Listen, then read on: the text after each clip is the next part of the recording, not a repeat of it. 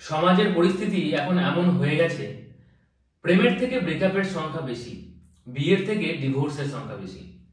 কিন্তু তারই মাঝে কিছু মানুষ এমন রয়েছে যারা সত্যিকারের ভালোবাসা পেতে চায়। যে কোনো উপায়ে তারা চায় তারা যে মানুষটাকে ভালোবাসে সেই মানুষটা যেন সারা জীবন তার পাশে থাকে, সারা জীবন তার পাশে থেকে তাকেই যেন ভালোবাসে, সে যেন বাকিদের মতো তাকে ছেড়ে না দেয়, তাকে ধোঁকা না দেয়।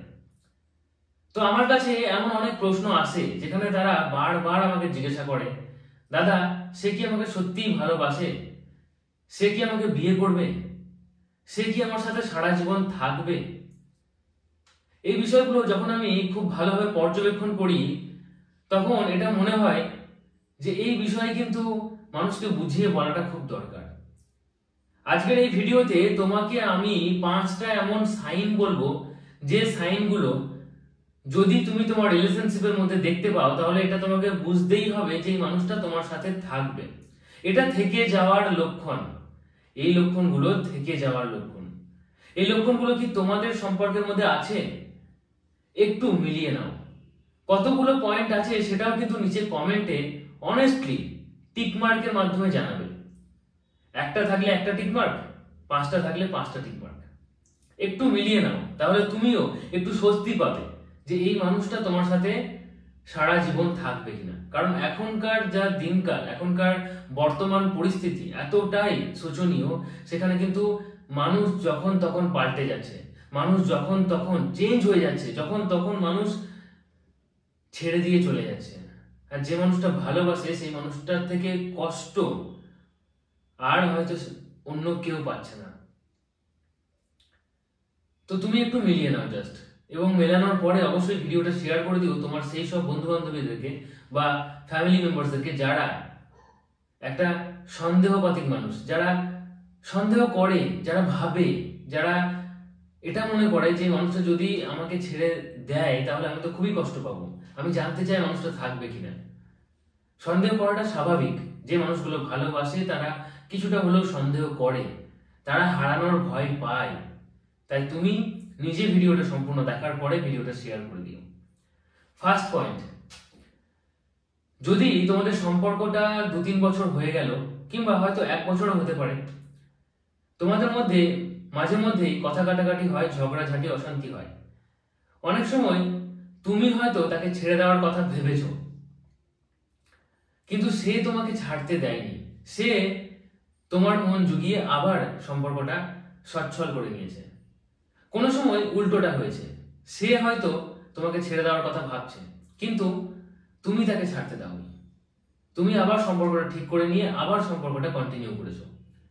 আবার এটাও হতে পারে যে কোনো সময় খুব ধুমধুমার একটা অশান্তির জন্য দুজনই দুজনকে ছেড়ে দেওয়ার কথা ভেবেছো, ছেড়ে দেওয়া পর্যন্ত কথা মুখ ফুটে বলেও দিয়েছো, ছেড়ে দেওয়ার জন্য দুজনে রেডি হয়ে গেছো, কিন্তু পরিস্থিতি তোমাদেরকে ছাড়তে দেয়নি। পরিস্থিতি এমন কিছু একটা তৈরি করেছে যার মাধ্যমে তোমরা আবার দুজন দুজনের কাছেই থেকে গেছো, সম্পর্কটা ভাঙেনি।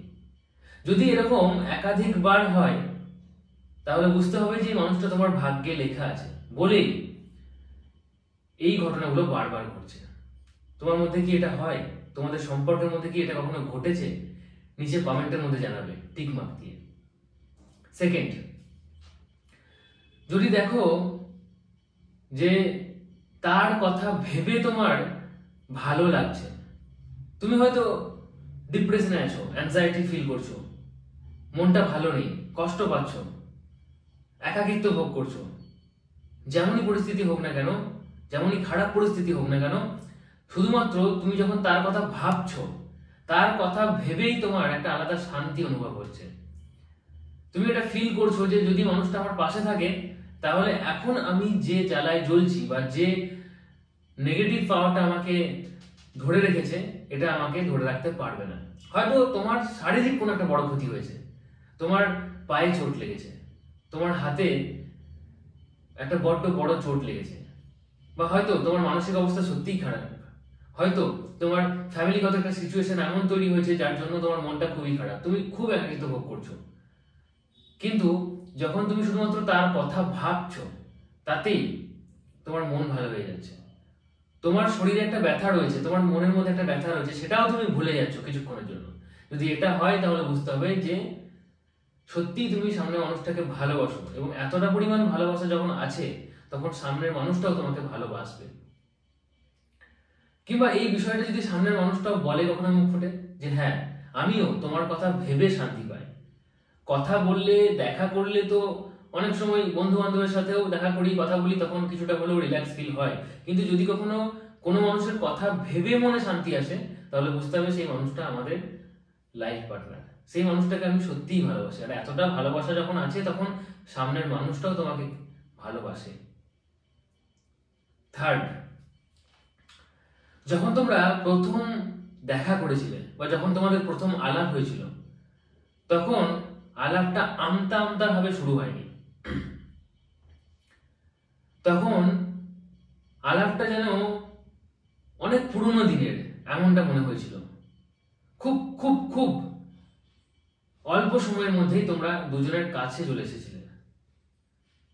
যদি এমনটা হয় তাহলে বুঝতে হবে যে এটা তোমার সোলমেট হতেই পারে। হ্যাঁ, অনেক সময় এমন মানুষ আমাদের জীবনে আসে যাদের সাথে খুব তাড়াতাড়ি সম্পর্ক শুরু হয় আবার তাড়াতাড়ি শেষও হয়ে যায়, কিন্তু সোলমেটের বিষয়টা অনেকটা আলাদা। তুমি এটা ফিল করতে পারবে যে যদি সামনে মানুষটা তোমার জীবনে থাকে কিংবা না থাকে তবুও তুমি তাকে ভুলতে পারবে না, তুমি তার নিন্দা করতে পারবে না, সবসময় তার প্রতি একটা রেসপেক্ট তোমার থাকবেই। যদি এমনটা হয় তাহলে কিন্তু সামনের মানুষটা তোমাকে ভালোবাসে, সামনের মানুষটা তোমার ভাগ্যে লেখা আছে। দুজনই খুব অল্প সময়ের মধ্যে কাছাকাছি চলে এসেছিলে, দুজনই হয়তো এমনটা ফিল করছিলে এই মানুষটা আগে আমার জীবনে ছিল, এই মানুষটা আমার জীবনের নতুন কেউ নয়, এই মানুষটাকে আমি আগেও চিনতাম। খুব অল্প সময়ের মধ্যে দুজন দুজনের কাছাকাছি চলে আসবে, দুজনের মেন্টালিটি ম্যাচ করতে থাকবে। হ্যাঁ, অনেকের ক্ষেত্রে হতে পারে 100% ম্যাচ করবে না, আর 100% ম্যাচ করানোরও দরকার নেই, কারণ 100% মেন্টালিটি ম্যাচ করলে কিছুটা হলেও লাইফটা বোরিং হয়ে যায়, রিলেশনশিপটা বোরিং হয়ে যায়। যদি 70% ম্যাচ করে যায় তাহলে বুঝতে হবে যে হ্যাঁ এই মানুষটা তোমার লাইফ পার্টনার, আর তার জন্যই এমনটা হচ্ছে।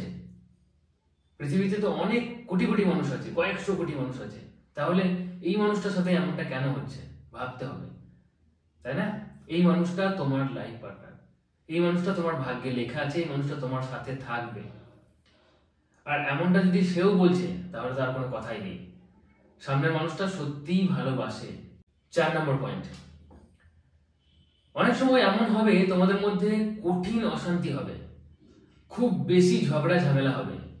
সেই সময়টা দুজন ডিসিশন নিয়ে নিয়েছো বা হয়তো দুজন দুজনের ছাড়াছাড়িওটাও হয়ে গেছে, তোমরা ঠিক করে নিয়েছো আমরা রিলেশনে থাকবো না, এবং ছাড়াছাড়ি হয়ে গেছে, 2 দিন 5 দিন 7 দিন 10 দিন হয়তো কথাও বন্ধ, সব কন্ট্যাক্ট ডিলিট হয়ে গেছে, ব্লক হয়ে গেছে, সবকিছু হয়ে গেছে।